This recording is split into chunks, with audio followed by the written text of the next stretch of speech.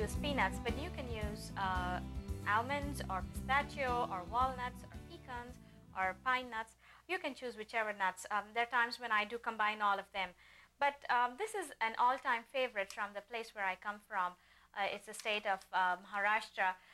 There you have an abundance of peanuts, and this chutney is an everyday it makes an everyday appearance in our meals. For this, you add about a cupful of peanuts, and I choose to use a coffee grinder because I don't want it very smooth, and this makes a very dry mixture of the chutney. And about half a teaspoon of red chili powder, some salt, and some sugar. You go ahead and do a very coarse mixture.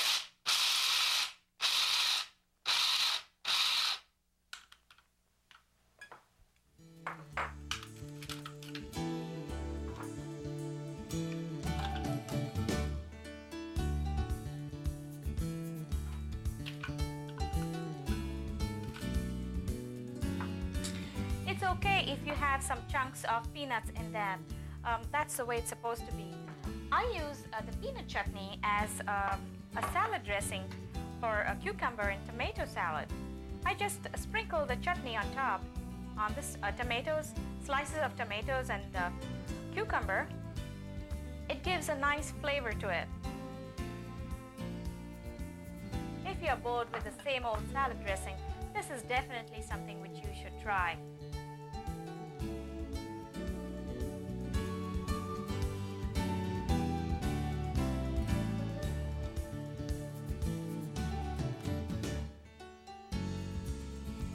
On to some other chutney now. Let's go on to make a chutney with garbanzo beans. Yes, garbanzo beans, which I have just opened a can and drained out the water. I put it in a food processor, and I'm going to be making a very coarse mixture of this.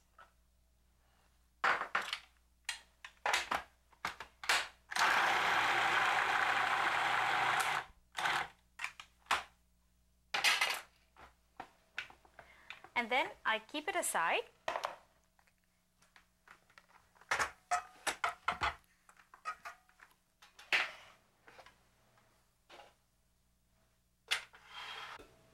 Okay, now that I've heated the pan, I add some oil, about a tablespoon of oil, and then I add some cumin seeds. Those of you who have watched my previous show, you may have realized my favorite spice is cumin seed. I like to add it to everything. And then I add about 2 whole red chilies. Whoops, the spoon is missing.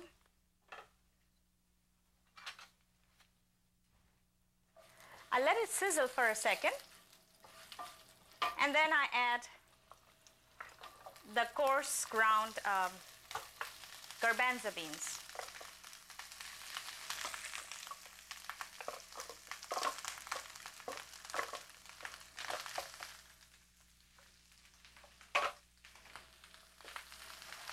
I mix it well.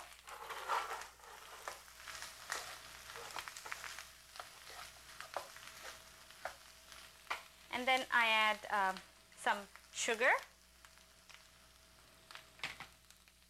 and some salt. You must be wondering what this red chili is in here. This is just to tell me this is salt and the other one is sugar. And some lime juice. In India, we would use raw mangoes, green raw mangoes. There are times when I do use Granny Smith apples, but today I just happened to miss it out on my grocery list.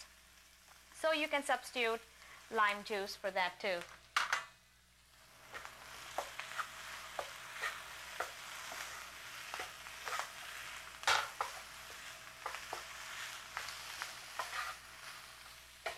Add some coconut, dried coconut,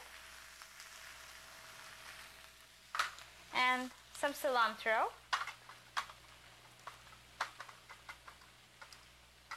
Oops. can just cut it by your hand and have real coarse cilantro in it.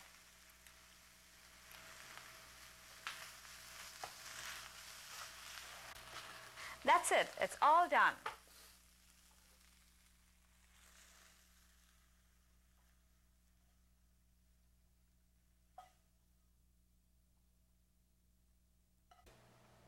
The same chutney which we made of garbanzo beans can be eaten as a snack as is, or it can be transformed into a wonderful appetizer. For this, I'll take about half of this chutney which we've made.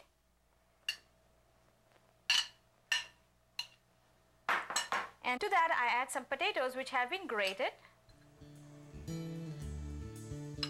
and rice flour, fine rice flour which you get in the grocery stores. You may have to add some salt to this because of all the other extra ingredients that you used. And then go ahead and just mix it with your hand. If it gets too dry, you can add some water and just make it into a nice dough. This is going to be deep fried.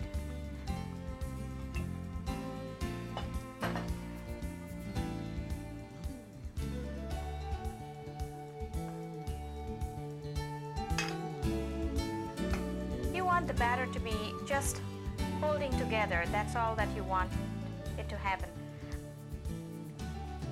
Okay, now you can just go ahead and make round balls like this, and when the oil is hot, you can just go ahead and put it.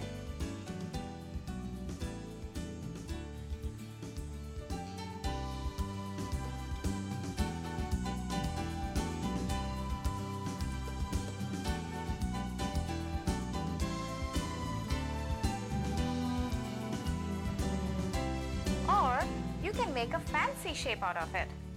You don't have to have the molds to make the fancy shape. You have your hand. So you can make use of it.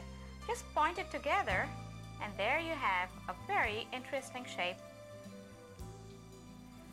It looks more like a cutlet.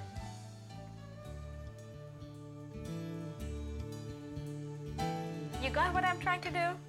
Just take a little bit of dough, put it in your two fingers here this way, and just make a wonderful shape.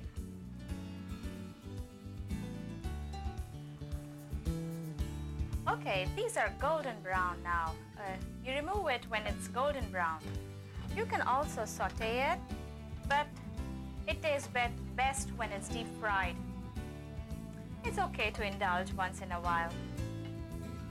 I've already made some before, and we can make a nice decoration out of it.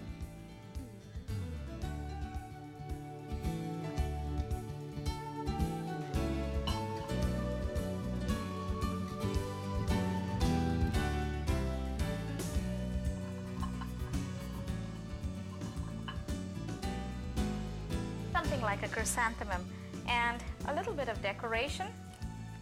Take some parsley and put it in at the side. There you have a wonderful hors d'oeuvre, which is very easy to make with the chutney.